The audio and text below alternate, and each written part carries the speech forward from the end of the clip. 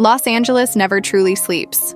I used to think that was just a cliche, an empty phrase people tossed around to romanticize a city known for its neon lights and traffic jams. But from my small apartment in West Hollywood, high enough to catch a glimpse of the haze over Sunset Boulevard, I'd often witness how that haze never fully lifted. There was always a glow, a constant hum of activity even at 3 in the morning. And yet, for me, life in LA was predictable, almost mundane.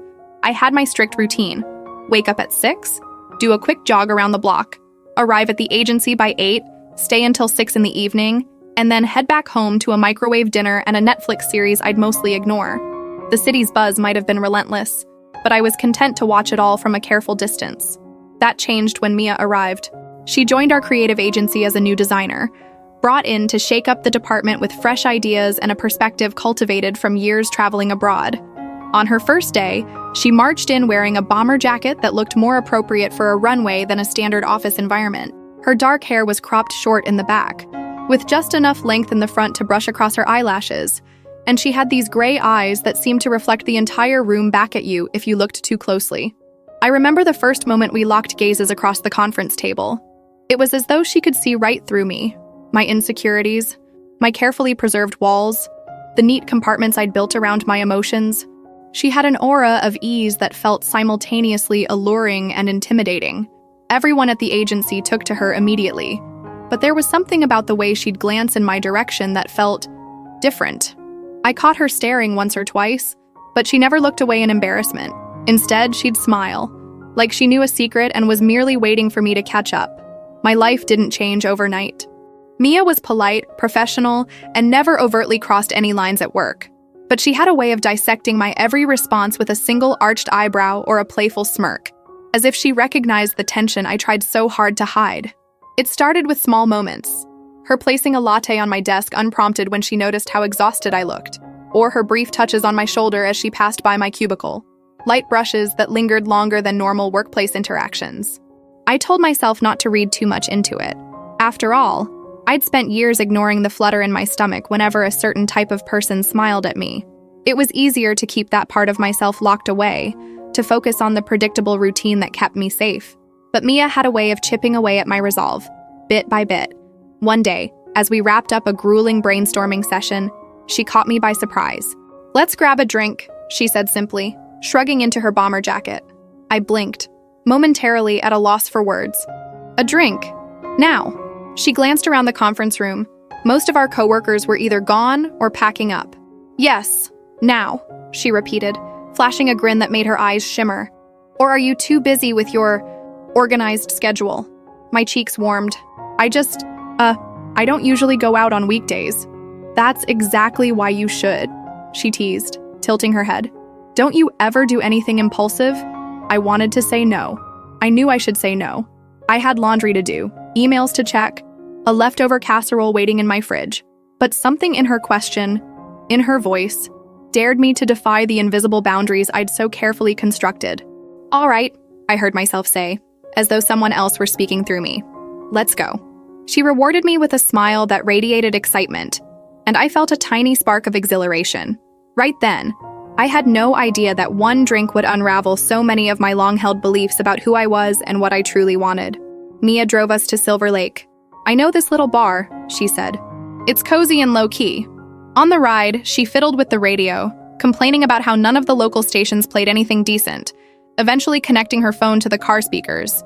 A mellow indie playlist filled the car. Even though I didn't recognize most of the songs, their low beats and lilting voices made me feel strangely at ease. We reached a modest establishment tucked between a vintage clothing store and a dimly lit bakery. A small, weathered sign overhead read "The Sparrow" in carefully painted script. The warm glow of Edison bulbs inside reflected off the polished wood bar. It was a far cry from the flashy, overcrowded clubs I usually imagined when I thought of nightlife in LA. Instead, it looked like the kind of place you'd go to have a genuine conversation. The moment we walked in, I became acutely aware that this felt more like a date than a casual coworker hangout. My nerves spiked. But Mia didn't give me time to dwell on it. She guided me to a couple of seats at the bar. The bartender greeted her with a nod, as though she was a familiar face. "Whiskey sour," she said confidently, without even looking at the menu. Then she turned to me expectantly. "Oh, Gin and tonic, please, I managed, grateful the bartender didn't raise any eyebrows at my lack of spontaneity. Once we had our drinks, Mia turned her stool so that she faced me directly. She had this way of locking onto a person with her gaze that was part curiosity, part challenge. As she stirred the ice in her glass, she smiled. "You seem tense." I forced a laugh. "I guess I don't usually do this on a Tuesday night." "Do what? Drink? Or break routines?" "Both," I admitted, taking a small sip of my gin and tonic. The citrusy tang settled in my throat. She leaned forward, resting her chin on her hand. "You don't have to be nervous," she said softly. "We're just talking." But were we just talking? There was something else humming in the air between us, an intensity that made my pulse flutter. I tried to ignore it, bringing up light office gossip or anecdotes about the people we worked with. She obliged, laughing at the right moments, her eyes crinkling at the corners. Yet every so often, she'd pause, letting the conversation dip into silence, forcing me to notice the undercurrent of tension. Eventually, our small talk died down. A comfortable hush settled, broken only by the faint clink of glasses and the low hum of conversation around us. "You really don't do this often, do you?" she asked, swirling her straw around the remaining ice in her drink. "Go to bars?" "Not really." "That too. But what I mean is, you don't let yourself have fun, or maybe you don't often accept invitations that pull you out of your comfort zone." I felt a blush creep up my neck. "Well, I can be spontaneous," I lied. She gave me a bemused smile. "Why are you so guarded?" My stomach twisted. Her question was direct, almost too direct. "I'm not guarded," I countered, even though the defensiveness in my voice proved otherwise. She nodded slowly, as though she'd expected that response. "All right, but if you ever want to talk about it, I'm all ears." I took a larger sip of my drink, wishing I could bury the awkwardness somewhere. Mia's eyes were kind, but they also saw too much. It was like she noticed every unspoken thought drifting behind my carefully curated expression. The thought both thrilled and terrified me. As the night wore on, it was easier to relax. The bar was quiet enough for real conversation, but lively enough to keep me from descending into my own overthinking. We chatted about her time abroad, about how she'd hopped from city to city, Paris, Berlin, Tokyo, before settling in LA. She described each place like she was painting a scene. The cobblestone streets of Paris after a drizzle, the raucous nightlife in Berlin's hidden clubs, the neon-laced Shibuya crossing in Tokyo. I couldn't imagine living that way, drifting from one place to another with such ease. "What brought you here?" I asked. "You seem like you'd hate the corporate environment we're in." She shrugged. "The job is interesting enough, and LA has a kind of restless energy that suits me for now. Besides," she continued, her gaze flicking to my lips before returning to my eyes, "maybe I saw something I needed here." My heart thumped. There was no mistaking the shift in her tone. "And you?" she asked, finishing the last of her whiskey sour. "Why do you stay in your box? I mean, I get that you have a stable gig, but is there something else keeping you tethered to your routine?" I struggled to articulate a coherent response. How could I explain the comfort of predictability, the fear of exploring my own identity, the sense of safety I got from controlling every aspect of my life? How could I admit that I'd spent years pretending a crucial part of me didn't exist? "I just like order," I said finally, though I knew it was a half-truth. She nodded, not pushing the subject. But her eyes told me she knew there was more. By the time we left the bar, the tension between us had grown into a tangible force, one I couldn't keep ignoring. The next morning, I tried to slip into my regular rhythm, an early jog, coffee at the local cafe, then into the office before everyone else arrived so I could catch up on emails. Yet I couldn't stop replaying my night with Mia. How she'd asked pointed questions about my life, how she'd studied me with those unwavering eyes. Even though the encounter had been unsettling, I felt a strangely addictive pull in my chest, like I wanted to see her again, to keep unraveling this puzzle we'd started. But I was also terrified. I'd worked hard to maintain the facade of the dependable coworker who put in extra hours, avoided romantic entanglements, and never stirred the pot. The person who always had a polite smile, a neat desk, and a heart locked behind triple-bolted doors. Mia threatened that delicate balance. She was the embodiment of everything that could upend the stable world I'd constructed. At the office, I hoped I could avoid her for at least part of the day, just to give myself time to think. But fate had other plans. Less than an hour in, I was called into a meeting about a new campaign. Mia was there, flipping through sketches on a digital tablet. Our boss rattled off objectives, deadlines, and synergy goals, but I barely registered any of it. I was too conscious of her presence next to me. At one point, she passed me a sheet of paper with some mock-up ideas. Our fingers brushed, and she gave me a small, knowing smile. Heat shot up my arm, and I dropped my gaze to the table. When the meeting ended, she lingered, letting the others file out before speaking to me in a low voice. "How are you?" she asked, stepping closer. My heartbeat pounded in my ears. "Fine," I lied. She nodded slowly, gaze flicking over my face. "You seemed quiet last night. I just wanted to check if you're okay." I forced a laugh. "I'm fine, really, maybe just tired." Her eyes stayed on me for a moment longer, as if she was deciding whether to push or let it go. Then she slipped the sketches into a folder and gave me a gentle pat on the shoulder. "Well, if you need anything, let me know." I managed a nod and scurried off, wishing my face wasn't so warm. In the days that followed, I did my best to bury myself in work, avoiding any unnecessary interactions.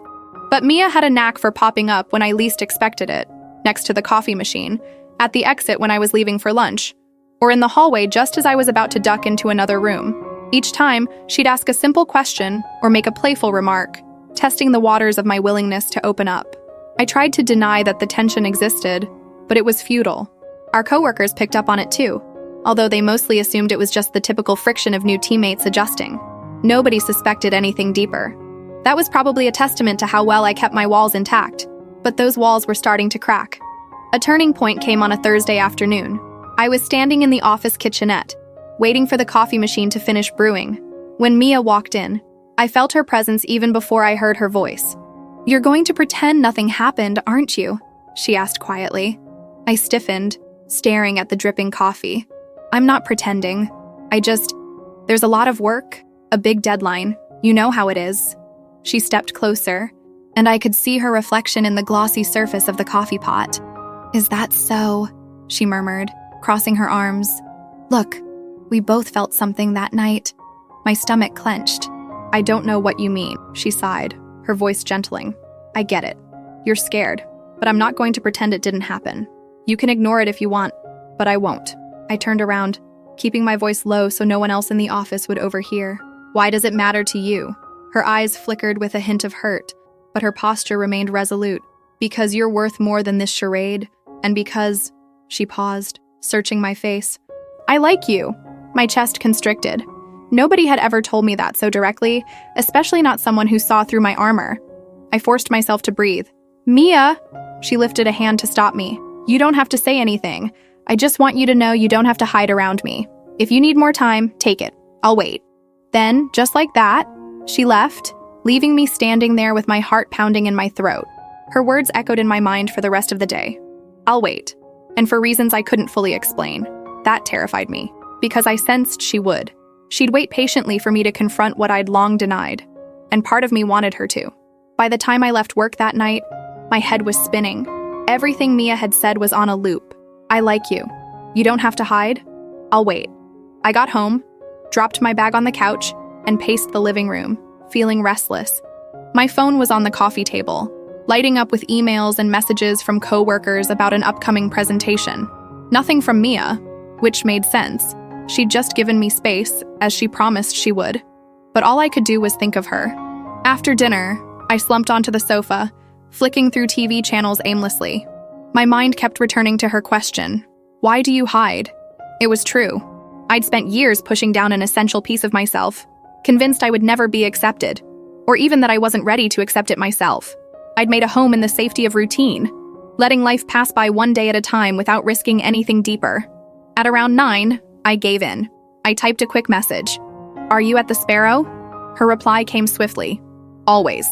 My heart thudded. I grabbed my coat, keys, and phone, leaving behind the flickering glow of the TV. I didn't stop to analyze or talk myself out of it. For once, I let impulse guide me. The bar felt different this time, like it was glowing with an undercurrent of meaning I hadn't noticed before. Mia was perched on the same stool as our first visit, sipping a whiskey sour. She turned when she sensed me at the doorway, and the slow, relieved smile that bloomed across her face made my knees weak. I slid onto the stool beside her. We didn't speak immediately. The bartender approached. and I ordered another gin and tonic, my voice barely above a whisper. Mia waited until I had the drink in front of me before asking, softly, "What changed your mind?" I stared into my glass, watching the bubbles fizz up around the ice. "I can't stop thinking about what you said." She tucked a stray lock of hair behind her ear. "Which part?" "That I'm worth more than this charade." Her expression softened. "You are—" I meant it. I took a breath, feeling my throat constrict. "I'm afraid—" She reached out, gently resting her hand over mine. I know. For a long moment, I just let her warmth seep into me, letting the background chatter of the bar fade away. Her presence felt steady, like an anchor. Finally, I lifted my gaze to meet hers. "But I don't want to keep running," I whispered. "I'm tired of hiding." The corners of her eyes crinkled with a hopeful smile. "Then don't. We can figure this out. Whatever it is you need to do, or say, or feel, we'll do it together, if that's what you want." Her words were an invitation, tender and open-ended. I realized with a sudden rush of clarity that more than anything, I wanted that. I wanted to step out of my self-imposed cage and see what life looked like beyond it, and I wanted to do it with her. Over the next few weeks, Mia and I settled into a tentative but undeniable closeness. We were still discreet at work. Neither of us wanted to stir office gossip, but it was impossible to hide the spark whenever we made eye contact. We'd bump into each other in hallways, share private jokes in emails, or linger a moment too long in meeting rooms, letting the tension build. Outside of work, we found ourselves at the Sparrow more often than not. It became our refuge, a place where we could talk freely without fear of prying eyes. Each time we sat there, the conversations grew deeper. We talked about childhood memories, teenage heartbreaks, dreams we'd abandoned, and the possibility of reclaiming them. I told her about how I'd always felt different, but never allowed myself to explore it. She told me about her travels and the people she'd been with, men and women alike, on her quest to find out who she was beyond any label. One night, we met after a particularly stressful day. Our boss had given us both new responsibilities, and the deadlines were nearly impossible. I was half convinced I'd be up all night working, but Mia insisted we grab a quick drink first, just to decompress. Even though my rational mind screamed that I should head home and prepare for tomorrow's tasks, I couldn't resist her invitation. The bar was quieter than usual, the lighting even dimmer, giving everything a cozy, intimate feel. We took a booth this time, sitting side by side rather than face to face. At first, we chatted about normal things: office deadlines, the grumpy new client, and the best takeout spots near our building. But as the hour grew later, the conversation shifted to more personal topics. "What's the hardest thing you've ever done?" she asked, leaning her elbow on the table and resting her chin on her hand. I mulled it over. Deciding to move to LA after college, I guess. I left my family back in the Midwest and they weren't thrilled. They thought I was being reckless, chasing some big city dream that didn't even align with who they thought I was. She gave me a thoughtful smile. "But you came anyway." "Yeah, I did." I shrugged. At the time, I thought I was being brave. But then I ended up doing exactly what they wanted me to do. Find a stable job, keep my head down, avoid any big risks. So maybe it wasn't such a bold move after all. She inched closer, and I felt the heat of her body next to mine. "It was still a step," she said gently. "Just because you haven't taken every step doesn't mean the ones you have taken are meaningless. We all go at our own pace." A wave of gratitude washed over me. "Thank you," I murmured, slipping my hand into hers under the table. As she squeezed my fingers, she said, "I used to think I was unstoppable." When I lived in Paris, I was so sure of who I was. Then I got hurt, my first serious heartbreak. It made me question everything. I ended up back in the States, drifting from city to city, not sure if I'd ever feel confident enough to love again. I looked at her, surprised by the vulnerability in her words. "I had no idea," I said softly. She shrugged, a bittersweet smile curving her lips. "I don't always show it, but meeting you, I don't know. You remind me that it's okay to let people in again." The air felt charged, laden with confessions and unshed tears. Without thinking, I turned to face her fully, pressing my forehead against hers. "Mia," I began, voice trembling. "I'm so scared of what this all means, but I can't ignore how I feel." Her eyes searched mine. "You don't have to define it right now," she whispered. "Just let yourself feel it." We kissed then, a gentle brush of lips that quickly deepened into something more. It was a quiet, profound moment, a silent vow to stop running from ourselves. My chest felt light, as though a weight I'd carried for years was finally loosening its grip. And that was the night I realized that admitting my truth didn't have to be terrifying. It could be liberating, a gift rather than a curse. Mia had given me a space to be authentic, to explore something I'd never dared to consider possible. It changed me forever, because once you confront that part of yourself, there's no going back. After that revelation at the Sparrow, our closeness expanded into new dimensions.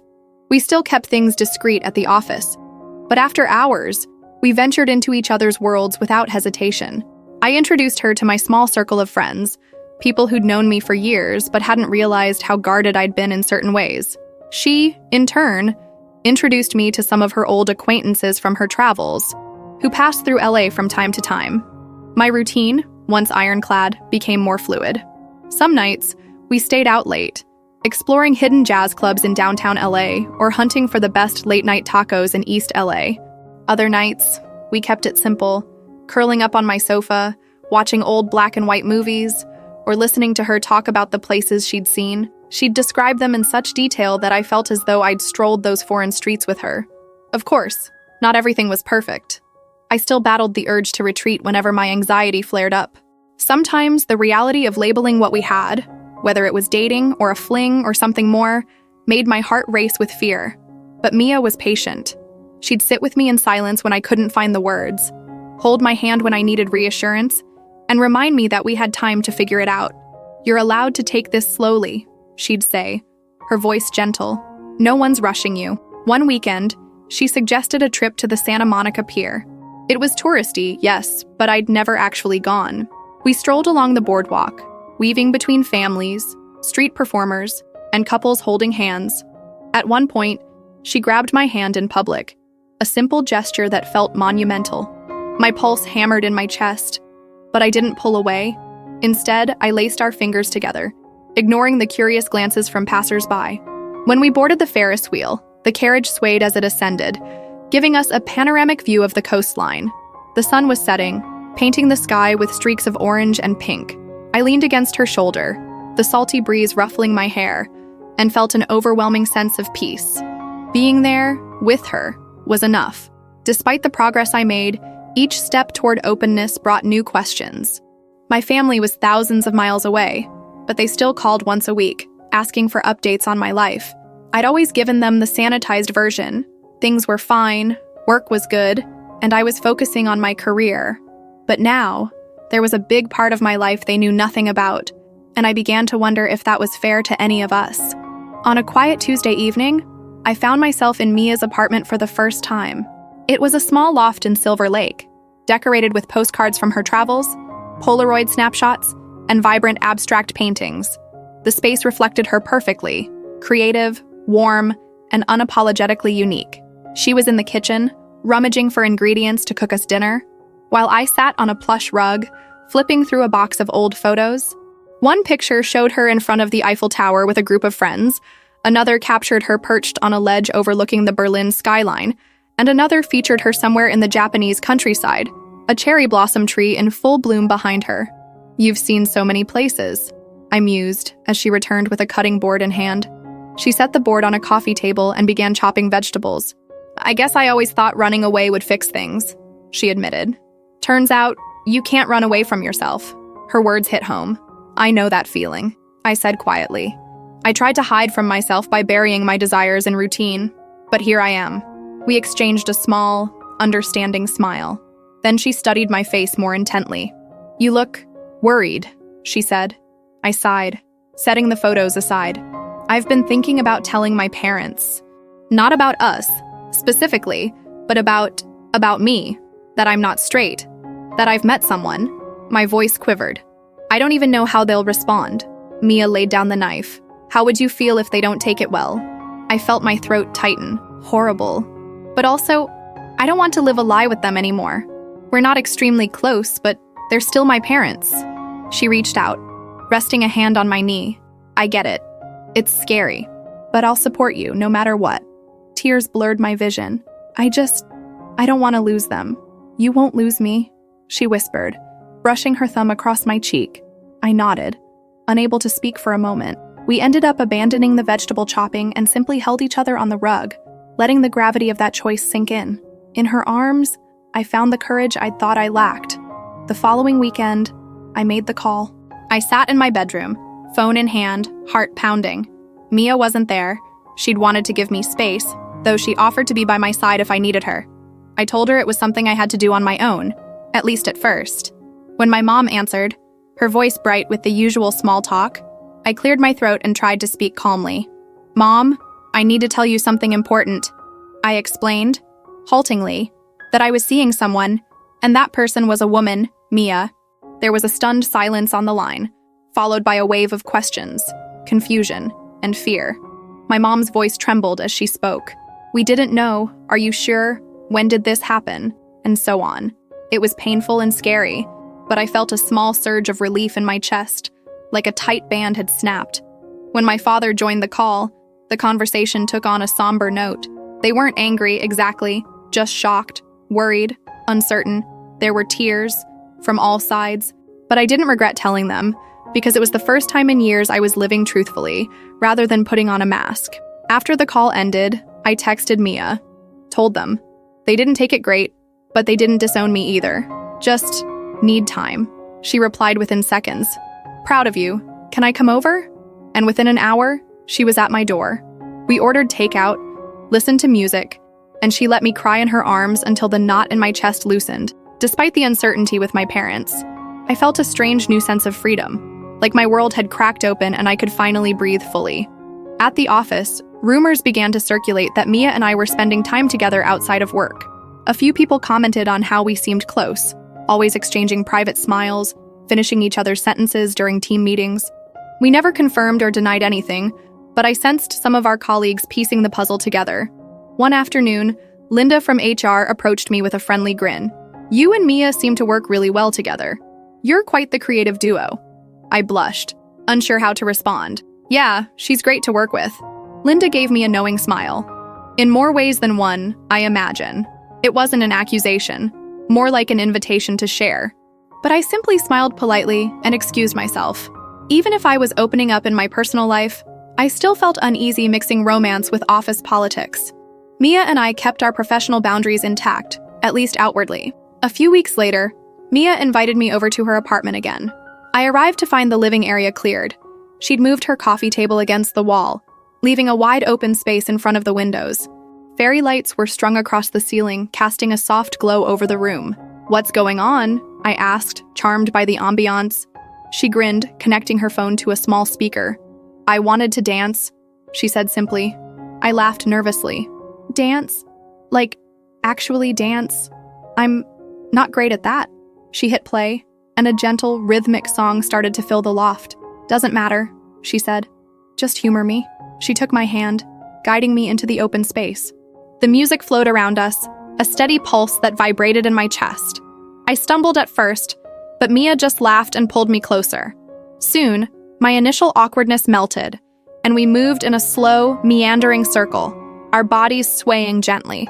The moment felt surreal, like we were in our own private world, suspended high above the bustle of the city. The lights of LA twinkled through the window, and I could see our reflections in the glass, two silhouettes, swaying in time with each other.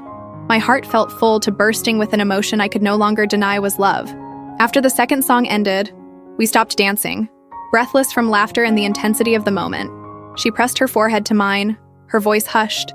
I've never felt so safe and so alive at the same time. My eyes burned with the threat of tears. "Me neither," I whispered. We sank onto the sofa, and she turned the music down, leaving just enough volume for it to be a comforting background hum. We fell into a quiet conversation, punctuated by soft touches and lingering kisses. At some point, she asked me, "Do you regret any of this?" I shook my head vehemently. "Never. I regret all the time I spent hiding." She leaned in, kissing my cheek gently. "You're here now, and that's what counts." Her words wrapped around my heart like a warm blanket. My hand trembled slightly as I reached for hers. "Mia, I think I might be in love with you." My voice was barely above a whisper, but I saw the immediate effect on her face. Her eyes widened, her lips parting in a quiet gasp. Then she smiled, her expression flooded with relief and joy. "I love you too." My breath caught, and for a moment, tears filled my eyes. We'd been dancing around that word for a while, but hearing it said aloud, in this intimate space, changed everything. It wasn't just about attraction or curiosity anymore. It was about choosing to be vulnerable, to share life's burdens and joys with another person. We talked late into the night, about what we wanted for the future, our careers, the possibility of traveling together, the question of whether we'd move in together at some point. None of it was decided, but knowing we were heading toward a shared horizon filled me with hope I'd never felt before. The next morning, sunlight streamed in through her windows, illuminating her cozy loft. Mia was still asleep, her arm draped lazily across my waist. I watched her for a while, absorbing every detail: the shape of her lips, the curve of her cheek, the warmth of her breath against my skin. In that stillness, my mind drifted back to how terrified I'd been just a month ago, how convinced I was that stepping outside my comfort zone would shatter me. Yet here I was, unbroken and more alive than ever. Eventually, she stirred, blinking in the soft light.